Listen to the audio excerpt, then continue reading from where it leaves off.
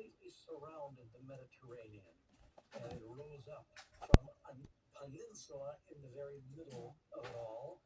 But it tells us that it's a highly populated empire, so it comes up from that place.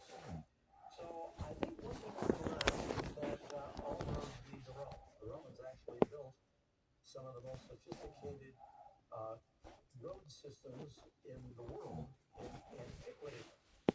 Question number 6. Who gives the beast its power and its position? Answer: the dragon gave him his power, his throne, and great authority. All right, I need to just pause here and take a breath, say something as carefully as I can. Quick little prayer. There are two beasts in Revelation 13. The first beast, I believe, is speaking of what we would call the papacy based in Rome. The second beast is dealing with Protestantism based in North America. I don't want to be unkind. I consider myself a Protestant, and I went to two different Catholic schools. Let me say right here at the outset, I expect to see millions of Protestants and Catholics in heaven. Y'all with me? But you want me to tell you what the prophecies say? Hear me out. Friends watching, those listening, do yourself a favor. Hear me out. If it's not biblical, don't believe it. But if it's going with the Bible, you want to go by the Word of God. Amen? Does that sound fair? I'm not talking against any individuals. I'm talking about what does the Scripture and the prophecy say. You need to know, because these things are going to have a dramatic effect on the last days and on you if you're living in the last days. Tells us that Rome once ruled the world. We all agree Rome was that fourth kingdom in Daniel's image. Rome was the power that was in supremacy when Jesus was born. They seemed like they were ruling all the Mediterranean, certainly occupying God's people during that time. But the Roman Empire began to crumble, and about the same time it began to crumble, Christianity in Rome became legal and ascended. And this is, now, the Bible was written over a period of 1,500 years. The last book of the Bible, Revelation, John died about 90 AD. So now as we look for the fulfillment of Revelation in the future, you can't go to the Bible, you got to go to history. Because the last book of the Bible was written in 100 AD. So now let's find out what happened historically that fulfilled those prophecies. Does that make sense?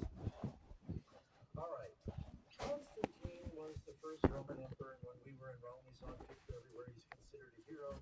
He finally legalized Christianity. He made it a legal religion.